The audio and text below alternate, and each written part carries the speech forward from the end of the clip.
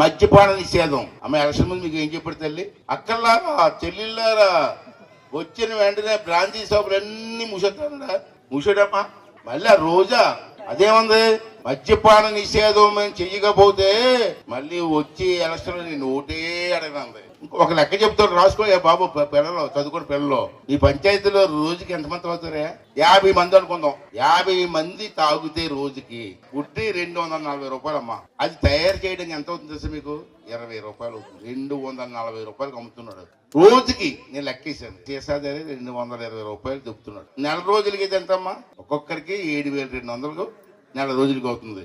అదే సంవత్సరానికి 50 మంది తాగితే మీ ఊరి నుంచి 3,60,000 వెళ్ళిపోతుంది. అంటే ఒక రావణపాలెం పంచాయతీ నుంచి 5 సంవత్సరాల్లో 2,16,00,000 ఒక్క రావణపాలెం నుంచి. మరి రాష్ట్రంలో ఉన్న పంచాయతీ నుంచి ఎన్ని కోట్లు చెప్పారు నా కొడకల్లారని అడిగి